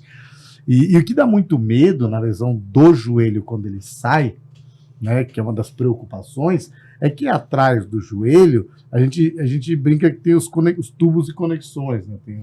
Tem o nervo, que é igual ao fio elétrico, e tem a artéria, que é o que leva o sangue para o pé. E a hora que sai e volta, ele pode sair e estourar, ele pode só sair, puxar e dar uma esgarçada, ou, no caso da artéria, ele pode sair, voltar para o lugar, o miolo da artéria ter dado uma esticada e depois de um tempo ela entupir. E fazer uma obstrução que a gente fala que é logo depois, num segundo momento, num segundo tempo. Então, luxou o joelho inteiro, né? Não só a frente do joelho, que é a patela. É uma lesão bem grave, bem grave. Você sabe que esses casos, é interessante eu lembrar alguns casos disso, meio pitorescos, né, vamos dizer assim, igual o da moto que ele falou. Eu tenho um paciente que ele voa de asa delta. E aí ele tinha uma instabilidade do ombro, mas nunca teve problema. Até um dia que ele estava fazendo o movimento para aterrissar e o ombro saiu do lugar e ele teve uma lesão um pouquinho maior, uma fratura e tal, por causa disso. Aí, tá bem, tratou a fratura, depois ele teve de novo uma luxação no mesma situação, ele resolveu operar. E o outro... Peraí, ele foi voar asa delta de novo? Foi. Não, mas eles são assim, os pacientes são assim. Isso é mais comum, né? Se for falar da moto, então... Tem um que ele era paraquedista, ele luxava o ombro. Aí até um dia que ele luxava o ombro direito, ele era destro, não era canhoto, e aí ele foi puxar o outro paraquedas e não conseguia dar um jeito de puxar. Então ele teve um desespero durante um período muito grande, daí ele resolveu operar. Mas eu acho que uma das coisas... Que bom que ele sobreviveu para operar. Sobreviveu, né? Mas eu acho que uma das coisas mais desesperadoras que eu vejo, mais difíceis, é uma luxação de quadril. Né? Porque a luxação de quadril, uma articulação estável igual ao quadril, quando luxa, você lembra. Como é que você reduz um quadril? Como é que é? É quase um golpe de jiu-jitsu. Basicamente é isso. Porque, como a gente já tinha comentado, a gente está falando talvez do maior osso do corpo, uma das maiores articulações do corpo, e uma das mais instáveis, né? Um encaixe ali muito, muito conectado. Então, como o Demange citou, só situações de alta energia para realmente fazer o quadril desencaixar, sair do lugar. Acho que o exemplo mais clássico é o acidente automobilístico que o paciente bate o joelho no painel, né, do carro, e essa energia joga o quadril lá atrás da bacia para fora, quase sempre quebrando um pedaço da bacia, pelo menos. Né? E pode pegar nervo também. Também. E aí é o mesmo problema. Pega o nervo lá atrás do ciático, paralisia. Mas o grande problema de curto prazo é o que o Zé comentou, que é até alegórico entre a gente, quando a gente é residente de ortopedia, que é ver a primeira redução de quadril. Quando chegava um quadril luxado, todo mundo queria. Todo queria ver. Por quê? Porque é uma coisa que demanda força, demanda questão técnica, e o paciente, na maioria das vezes, se defendendo daquela dor de estar com uma articulação fora do lugar, com um músculo que é muito forte, um grupo muscular muito forte, realmente é uma brincadeira interessante. Agora, desculpa. Fala uma coisa, Marco Aurélio, como é que é hoje? Porque assim, eu lembro que na nossa época, você reduzia a luxação de quadril no pronto-socorro. Sim. Era o padrão da época, né? Hoje em dia ainda é esse padrão, leva-se para o centro cirúrgico para dar uma anestesia. Como é que funciona? Eu acho que tanto a medicina como a sociedade evoluiu tanto que a gente tolera menos essas coisas, né? A gente fazia, claro que pensando no que era melhor, em resolver rápido, mas realmente fazer uma redução, colocar o quadril no lugar, numa sala de pronto-socorro, com uma sedação leve ou com medicação, não é o mais fácil, né, e não é o mais confortável para o paciente. Então talvez hoje o ideal seja realmente levar para o centro cirúrgico rapidamente, fazer uma sedação, a gente ficar um pouquinho mais fácil, fica mais confortável. Mas né? o acesso hoje é mais rápido. Sem dúvida, né? Sem Acho dúvida. que isso que você falou, às vezes a gente parece que no passado fazia por barbaridade. Né? Mas não é. É que assim, o quadril fica fora do lugar muitas horas, é uma coisa muito ruim. A pessoa pode perder o quadril para sempre. E, muitas vezes, para você conseguir, com segurança, fazer uma sedação muito intensa numa unidade de pronto atendimento no passado, pelos recursos tecnológicos, tipos de anestésicos, monitores, não era uma coisa tão... E a disponibilidade de salas de cirurgia era muito menor. Né? Imagina, a gente lembra da nossa residência, o transtorno e o tempo que você conseguia no hospital que já está, você tem que esperar aquele indivíduo que tinha tomado um tiro terminar de ser operado. Quando terminasse a cirurgia dele, poderia ir para fazer o quadro. Então, tinha uma razão de ser, de falar, a gente tem que fazer isso. Agora, eu acho que hoje mudou isso, porque hoje o acesso à estrutura médica é um acesso muito maior, né? Sim, cada momento tem uma situação. Se pegar na Grécia, antigamente, você tinha aquele tratamento de Hipócrates, que pegavam vergão com quente, colocava no ombro para luxação de ombro. Ou seja, o paciente ficava lá queimando o ombro dele para poder fazer uma aderência ali e cicatrizar e não sair do lugar mais. Você tinha isso. E hoje em dia os tratamentos são diferentes. Então, cada tratamento, cada jeito...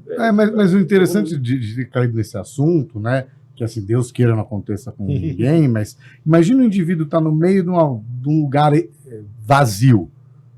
Foi andar no Paris-Dakar, mas sozinho, não no Paris-Dakar com toda a equipe médica ao redor. Capota o carro e luxa o quadril. E se você estiver do lado, você vai tentar reduzir. Você está no meio da Amazônia, o cara luxou o ombro brutalmente, mas não sei o que.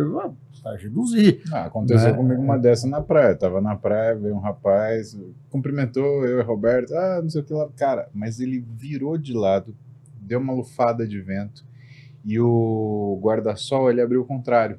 E ele foi tentar segurar, luxou o ombro. Então. Mas assim, na minha frente. E aí eu olhei assim, eu já olhei a carinha dele assim, desesperado assim, segurando o ombro. Eu falei, calma. E a primeira coisa que a gente vai fazer, eu coloquei ele deitadinho na... Mas ele te viu e solo. ficou calmo. Calma. Porque Eu vou cuidar de você. Calma que eu vou tranquilo com E o você. pior é que assim, É isso? ele veio, chegou, cumprimentou a gente, tirou uma foto, tarará, e foi ele sair, pumba, luxou o ombro. E aí eu peguei, coloquei ele deitadinho no chão, na areia, assim, com muito jeito, peguei o braço dele, pum, coloquei no lugar, aquele jeitinho da gente ir fazendo a flexão do ombro.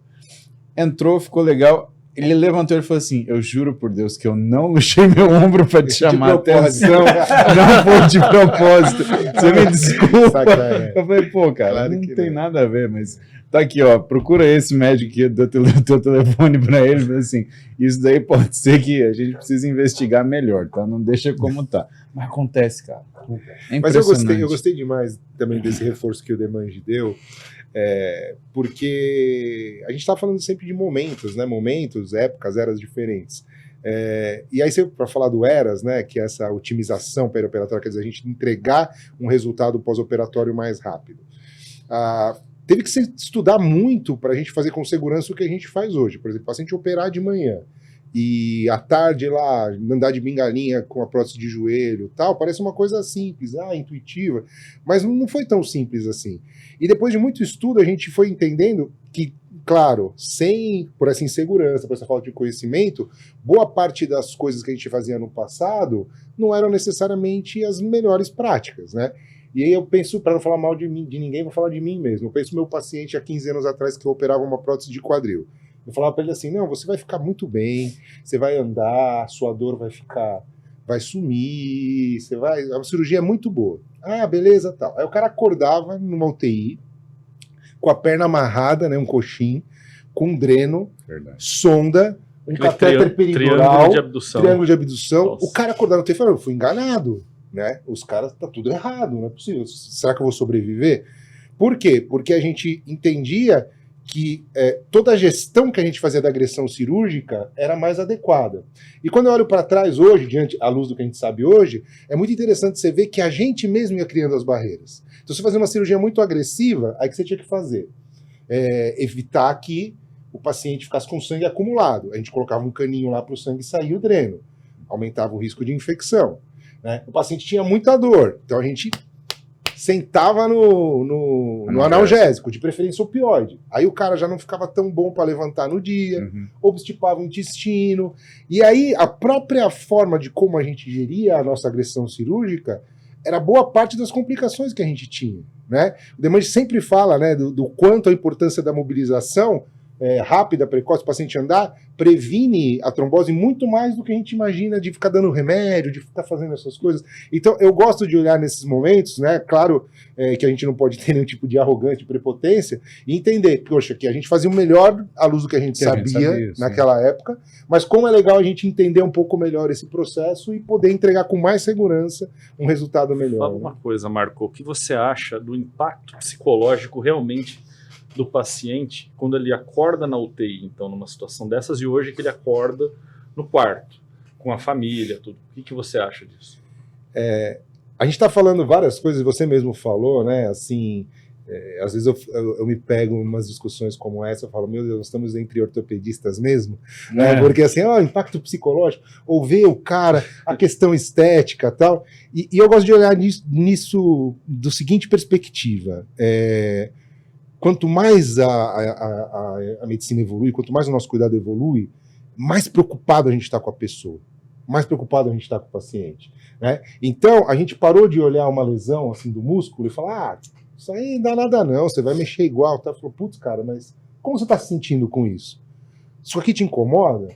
Sua percepção? Então, quando a gente começa a olhar tudo dessa perspectiva, a gente começa a ver umas coisas que são óbvias, mas que não eram tanto. E esse é um bom exemplo. Fala, poxa vida, você fez uma cirurgia, que já era uma situação confortável para o paciente. Eu sempre brinco, para você é o evento da sua vida, para a gente é rotina, né? É todo dia, a terceira, a quarta, 5, 7 por semana. O paciente não, é o evento da vida dele, às vezes.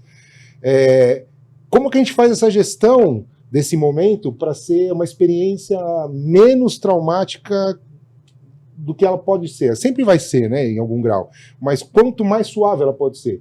E acho que esse é um bom exemplo, assim, poxa, a gente pode otimizar o ambiente, o paciente pode estar rapidamente no quarto, pode sentar, pode estar consciente rápido, técnicas anestésicas menos sedativas, tudo isso faz muita diferença. E acho que a gente teve um ganho absurdo na pandemia com isso, porque as pessoas perceberam que a UTI não é o melhor lugar para se estar, né? Realmente, a gente usava isso como um argumento de segurança, né? Falou, não, você vai estar na UTI, monitorado 24 horas, não, né? Vai estar talvez com mais contato com germes, com mais riscos de infecção, com mais mobilidade, com menos possibilidade de descanso, de recuperação pós-operatória. Então, tudo isso eu acho muito dinâmico, muito cíclico, e é legal a gente estar atento a todas essas mudanças e alterações. Você sabe que eu e o Paulo tivemos uma criança, a gente operou uma criança, então nesse sentido. E aí terminou a cirurgia, tinha uma perda de sangue ok, mas não era uma criança que assim, tinha uma necessidade total, talvez, de ir para UTI, mas era até seguro, tudo, e o anestesista preferiu mandar para UTI, e aí a gente ficou mais preocupado no pós, porque na UTI, como era uma criança de 4 anos de idade, sim, não tinha muito discernimento. E tiravam o sangue dela de 3 em 3 horas para ver. Era um Sprengel. E era um Sprengel. E a gente tinha feito umas transferências musculares, e aquelas transferências, a criança cada vez que ia tirar, movimentava. Então isso causou, talvez, até uma alteração nessa criança durante aquele período, um trauma naquele período, que ela não conseguia ver médico na frente. A gente, até para tirar os pontos, imagina como foi depois. E isso a gente tem levado mais em consideração, realmente, com essas... Mas é engraçado e interessante que, apesar de a gente estar falando todo esse assunto, né, de entregar mais rápido, entregar melhor, entregar mais alinhado, entregar uma experiência mais tranquila, mais próximo da expectativa do paciente, é uma coisa que a gente jamais sai é do pilar segurança. Tem um livro interessante que é se seu hospital fosse... se você fosse um gestor tipo a Disney, como você faria essa gestão? É um livro legal isso. E usando aí esse paralelo da Disney, o primeiro pilar é segurança, mais do que diversão. Então, você não vai, a criança, você pode chegar com uma pessoa que ela é menor do que o carrinho comporta, não vai, ela pode chorar, espernear, falar que veio a pé da Coreia para a Disney, juntou todo o dinheiro, vendeu, vai fazer outra medida daquela experiência se tornar adequada. Mas o pilar da segurança não vai sair. Sim. E acho que é por isso, talvez, que esse negócio foi devagar mesmo entre a gente, para desenvolver e sair de uma época do tubo, porque toda mudança nessa área da saúde, ela tem que se mostrar segura, aí você muda mais um pouquinho. Seguro, então, primeiro, tira o dreno, seguro mesmo. Mas se não fosse, o que eu fiz? E fico olhando. E assim vai, para elas serem medidas seguras. Então, esse pilar da UTI ser um ambiente de segurança para não ser mais, foi o aprendizado. Sim, né? Foi o aprendizado, sem sombra de dúvida. Mudou demais a experiência, né? Até a gente foi aprender outras coisas. Hoje, quantos pacientes recebem bolsa de sangue? Nenhum. Nunca. Antigamente era quase junto, né? Sim. Você fazia o aviso de cirurgia e já punha reservar 2 unidades, né? Isso não acontece mais, né? Nem passa pela nossa cabeça. Você fala, fez tipagem para quê? Né? Eu acho que, mas eu acho que é isso, né? A medicina tá se tornando cada vez mais segura e aí entregando uma experiência melhor em paralelo, né? E cada vez mais veloz, né? Se a gente for olhar quais são os saltos da medicina? A gente veio... Eu acredito que o primeiro salto foi a anestesia. Porque você começou a conseguir tratar o que era intratável. Né? Eu lembro que uma das primeiras coisas que meu pai me deu de presente quando eu passei na faculdade foi um livro de história da medicina. E era ilustrado e tinha uma história que era quase anedótica, né? Falando que a cirurgia com maior morbidade que tinha acontecido foi que era um cirurgião numa guerra, ele foi fazer a amputação de uma perna e ele morreu o soldado, morreu por causa de sangramento, porque ele fez a amputação em 30 segundos, morreu o soldado por causa de sangramento, morreu o assistente dele, porque ele cortou junto um pedaço da mão do assistente, ele morreu de infecção. Né? Quer dizer, foi uma cirurgia para tratar um que matou dois. Né? Quer dizer, a gente evoluiu do intratável para o tratável, e desse gap do tratável, a gente conseguiu conquistar o que era não diagnosticável, porque aí apareceram os métodos de diagnóstico. E hoje a gente descobriu um novo não tratável. Por quê? Porque a gente fazia o diagnóstico do macro e aí tratava o macro. Hoje a gente tem o diagnóstico do micro, que são as doenças genéticas, que são aquilo que é a alteração do genoma e que a gente ainda não sabe como mexer. E que provavelmente o grande salto agora vai ser um salto de tratamento de novo, mas dentro de uma perspectiva de biologia molecular e terapia gênica. E que pena que talvez a gente não esteja daqui 200 e 300 anos, quando talvez o ser humano ele seja amortal, né? Porque o que será que a gente não vai conseguir tratar? Porque se a gente tiver na nossa mão biologia molecular e terapia gênica, poxa, a gente tem virtualmente praticamente tudo o que faz com que a gente tenha doenças que sejam de difícil cura, né? Inclusive o envelhecimento patológico, né? Ou envelhecimento no ritmo acelerado. Então eu vejo com muita com muita clareza assim que hoje o que a gente faz se a gente não precisa ir longe, é 20 anos atrás. É absurdamente diferente. A tecnologia que você falou também, um grande avanço foram os antibióticos. Verdade. Isso, você tem que pensar que a mortalidade da cirurgia tinha a dor, que era um grande problema, mas você tinha aí os antibióticos, a lavar as mãos. Isso foi um negócio que fez uma revolução na medicina numa época. Né? As pessoas preferiam ter os filhos em casa do que no hospital. Por quê? Se morria muito mais no hospital do que em casa. Porque os médicos, eles treinavam nos cadáveres lá, tal, vinham com aquela mesma mão suja e faziam um parto. Tá? E aí o ato de lavar as mãos, Samuel Weiss que fez isso, né? Acho, não lembro se é na Áustria ou na Alemanha, mas só esse negócio fez com que diminuísse muito os índices e que a gente voltasse aí para o hospital. Então você vê que os passos da medicina foram, às vezes com coisas pequenas, conseguiram grandes avanços médicos. E hoje em dia a gente está vendo o avanço que a gente estava falando da inteligência artificial, tudo, que faz parte disso que a gente está pensando, né? E como vai ser agora no futuro? Você falou da parte genética, o Demange falou aqui um pouco da robótica, do planejamento, de como vai ser no futuro. Então, eu acho que a gente tem que entender melhor como a gente vai conseguir se postar. O médico do futuro, ele tem que saber evoluir junto com a medicina. Tá? Não ficar assim, na minha época era tão bom fazer isso. Mas não, saber que a gente pode aprender, e aprender às vezes com os mais jovens. Eu acho que isso é importante. Você viu que eu fiz mais jovem e fiz é para compensar outra atividade. Mas é verdade, você pode até ser saudosista e assim vai por uma vontade, né? Igual a gente pode ter saudade de uma fita cassete e falar, eu tinha saudade, porque podia tocar fita cassete. Quem não colocou uma fita cassete na caneta Bic? Rodou e tal. Mas é inegável, o momento atual é diferente do momento do passado. Só que uma coisa engraçada que você falou, eu lembrei aqui, eu ia recomendar para quem estivesse vendo de curiosidade, se quisesse ler, tem um livro que é interessante no Século dos Cirurgiões, né? E é um livro legal, que conta um pouco isso, quanto mudou, que o século passado foi o século do desenvolvimento cirúrgico. E aí, recentemente, tem um livro que é interessante, que são as 100 descobertas que mudaram a história da medicina. E tem outros 100 descobertas disso, 100 descobertas daquilo. E eu fui folhear esse livro recentemente na livraria, e eu achei que todas as descobertas que mudavam, eu ia olhar tudo até 95, que foi o ano que eu entrei na faculdade.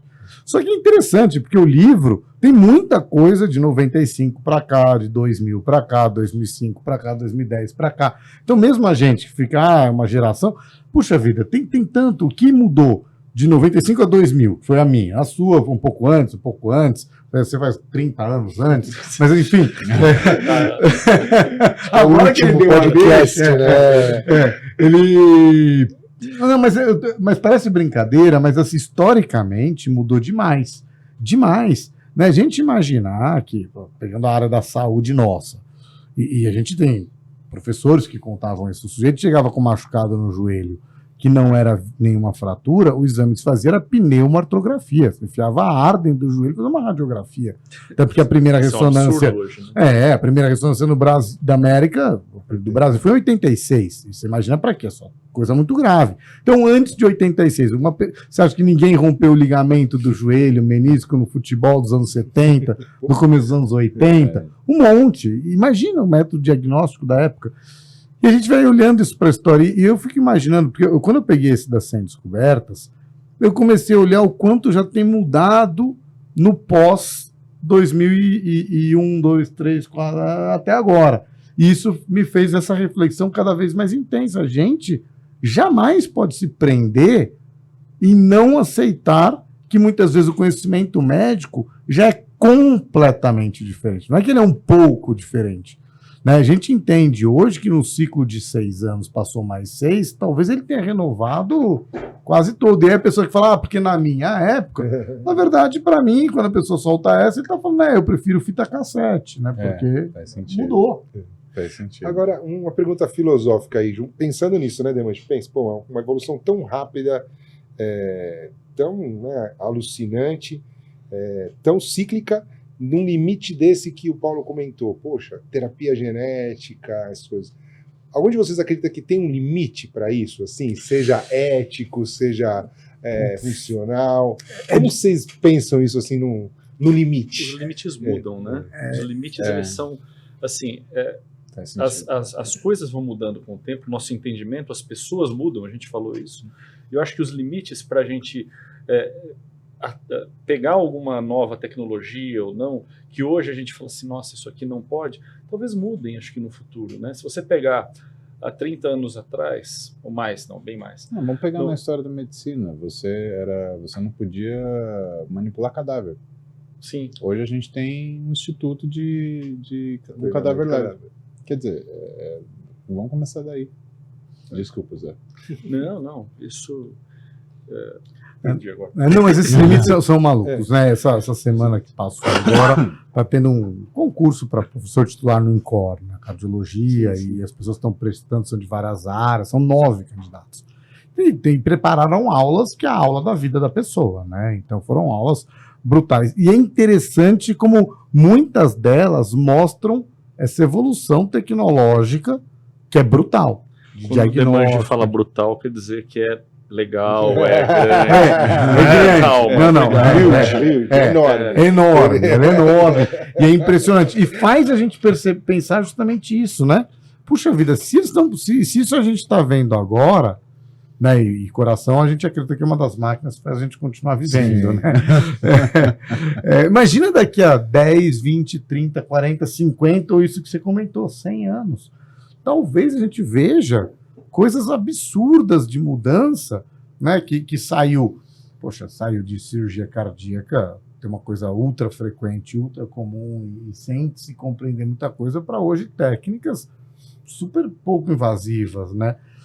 Eu de verdade acredito que se fizer um filme de história da medicina de 500, 200, 100, 50, 10 e 20 e 2 anos e assim vai ser a fita vai ser estranha, vai ser o contrário, porque o que teve de evolução em 500 anos lá de trás, porque teve de evolução em 100, porque está tendo de evolução em 20, que está tendo em 10 e em 5, a gente vai começar a ver que provavelmente no futuro, 5 anos de agora, vão representar 50 do passado, né? Vai ser a história dos 55 do Juscelino, vai começar a acontecer, né? Porque eu acho isso mesmo. Hoje, acho que em 5 anos a gente evolui não sei quantos do passado. Tem coisas que a gente nem sabia que existiam, nem sabia que poderiam ser tratadas. Linfedema. Hoje está tendo um negócio que chama supermicrocirurgia. É uma técnica cirúrgica onde você não usa mais um padrão milimétrico, mas um nanométrico para poder fazer reconstruções de vasos. O vaso linfático ele tem esse padrão. E aí lá fora, eu tenho um amigo, o Tom, da Holanda, ele desenvolveu um robô para isso. Eles têm um robô de microcirurgia onde ele consegue reconstruir vasos linfáticos e devolver às pessoas alguns tipos de alteração que elas tiveram, né? Melhorar a vida delas com alguma alteração que elas tiveram, de uma forma que não se pensava antes. E que se fazia até de alguma forma mais simples, ou seja, com a microcirurgia tradicional, mas que você não tinha tanta efetividade, porque as suturas também estão se mostrando melhores com o robô do que eram antigamente. Então, essas evoluções estão fazendo que a medicina mude, a cara da medicina mude. O que ele falou, a genética vendo a coisa milimétrica, essa robótica vendo a coisa milimétrica. Talvez daqui a alguns anos a gente injete um robô dentro do corpo que vai funcionar para algumas situações. Mas não tem já, tem gente Tem, até né? que engole cápsula Sim, É, e sim, cápsula fica de tirando câmera, foto. Não, tem É um negócio impensável. Imagina, você tira um comprimido, fica tirando foto de cima a baixo, no dia que ela sai, alguém vai lá e procura, dá uma lavada, sim. faz o Faz upload do dado. E no futuro, melhor eu tava exame brincando de com todos. isso, com o médico que faz isso. É. Eu falei, pô, mas e aí, você acha que pro resto da vida você vai ficar? Ele falou, não, no futuro não vamos procurar nada. Claro, já Porque você vai transmite. deixar um transmissor, toma a cápsula, já vai ficar. Você vai poder fazer em casa. O cara manda um envelope, Impressionante. dá um comprimido, não tem mais. Eu falei, meu, será que um dia eu não vou mais fazer endoscopia? Toma, sei lá, A um gente comprimido tem 3 vezes na semana A e gente tem um filme da soma década todas as de fotos. 80 que era Viagem Insólita, você lembra? Eu acho que eu lembro que Eu lembro da Eva do Play Center, que você Isso. entrava dentro do corpo. Ah, tem isso, mas hoje a gente consegue achar tudo. Procura esse vídeo, Viagem Insólita. Eles pegavam uma nave, eles micronizavam ela e eles inoculavam com uma pistola de pressão. E era toda essa história. E tinham 2 caras que estavam buscando lá, estavam brigando dentro do corpo humano de uma pessoa lá. Eu acho que talvez isso, assim, é muito falar que você vai micronizar uma pessoa, mas quem sabe o robô, Sem né, dúvida. um Mas- micro-robô, um nano-robô, pode ser que seja Ai. uma coisa factível, né? E tem vetor viral, né? Quem diria que um dia você ia pegar um Um vírus adenovírus para você- mudar uma célula, o DNA de uma célula? Se alguém falasse isso numa época que não sabia nem que vírus existia, que não tinha o DNA do Watson Crick, imagina alguém virar e falar assim, não, tem um negócio que não existe, que vai mexer em algo que não existe, para mudar o corpo humano. Né? Um negócio, eu acho que a gente está começando a abrir um leque. E quando eu penso isso, eu de brutal. verdade penso que não tem fim, né? Porque o que mudou ao longo do tempo é a nossa ferramenta, a tecnologia, né? A sensação que eu tenho é que o ser humano é isso mesmo, assim, né? Ele é brilhante, assim, em essência. Mas a gente vai, por exemplo, numa igreja de 500 anos atrás. Estava na Europa esses dias olhando para os caras, isso há 500 anos atrás. Caraca, né? O que está diferente deles? O jeito que a gente faz, né? A tecnologia, os recursos que a gente tem, as formas que a gente tem. Então, quando a gente pega tudo isso junto, eu acho que é uma coisa que é infinita mesmo. Talvez não tenha um limite para a gente pensar onde isso pode chegar e provavelmente a gente não vai ver, né? Mas tem você falar do não vai ver, não vai chegar, aí eu vou para o outro lado, né? O tratamento de quem tem o problema é o de agora. E é engraçado isso, porque a gente vivencia isso no consultório o tempo inteiro. O sujeito tem o problema. Tem um problema. Lesão de cartilagem, artrose, o que é que seja. Ele pergunta, mas doutor, não está surgindo nada para o futuro Verdade. que eu possa esperar? Sempre tem E essa pergunta, e aí, apesar da gente ter sido super otimista com o futuro, eu acho que a mensagem também é o seguinte, não, peraí, essas evoluções e mudanças, quando a gente fala que vão mudar, a incorporação delas para ser um tratamento uma outra corriqueiro velocidade. é uma velocidade muito diferente. Então, quem tem um problema, ele tem o problema para agora, tem que tratar com a medicina de agora ou de uma perspectiva já muito, muito próxima. Eu acho que a única exceção é a oncologia, né? Que eu acho que as coisas elas se aproximam mais rápido, né, Marco? Ah, sem dúvida, porque eu acho que é aquela história do primeiro, não tem outra alternativa que resolva esse problema, e o desfecho é um desfecho Sombrio. sombrio, né? Tanto que algumas outras coisas até interessantes, elas devem evoluir, o pessoal que não fique bravo comigo quando eu falo isso, mas eu brinco um pouco que, a despeito de ter surgido a cirurgia da miopia, tá cheio de gente de óculos por aí. Essa cirurgia já surgiu há 20, 30 anos, mais de 40 anos, né? É um pouco essa coisa do desfecho sombrio, porque não é tão ruim o cara que tem 1 grau de miopia, 2, 3, viver de óculos ou viver de lente. Se fosse uma limitação funcional brutal para a vida das pessoas, e já existindo algum tipo de intervenção cirúrgica, talvez ela chegasse num patamar tal que todo mundo falasse, não, peraí, eu não quero ficar dessa maneira, não quero... isso me limita de tal forma. Então, acho que isso que você falou é verdade. A velocidade que a tecnologia vira e é aplicada na prática, as pessoas começam a usar, também impulsiona o desenvolvimento, né? Uma coisa que é feita poucas vezes demora mais para se evoluir. Não que seja pouca, na minha opinião. E até a necessidade, eu acho, viu? A gente falou hoje da haste, que é a haste intramedular, ou seja, que você põe um metal dentro do osso, onde ele vai fazer a estabilização de fratura, é usado. Onde começou isso?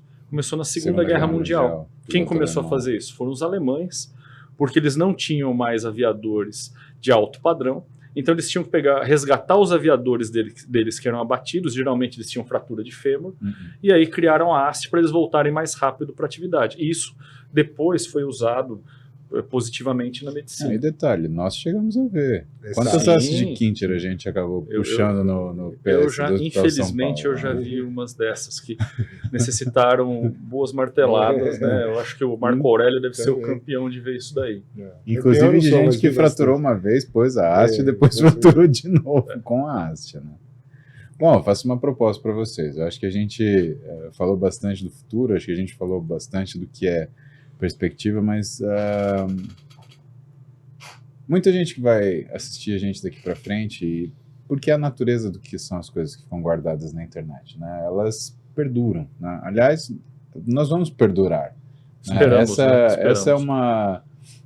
essa é uma coisa inevitável, né? A menos que acabe o YouTube, a menos que acabe rede social, mas eu acho que algum banco de dados, isso vai existir. Então, provavelmente vai ter gente assistindo a gente daqui 100 anos, daqui 150 anos, falando, cara, olha esses caras, o que eles estão falando, né? Acho que vai ter isso. Mas a gente aproveitar para conectar com o nosso público. Então, pessoal que está aí, professor Marco Demange, cirurgião de joelho, professor José Carlos Garcia, operador de ombro, cotovelo, né? E aquele cotovelo que chega até aqui.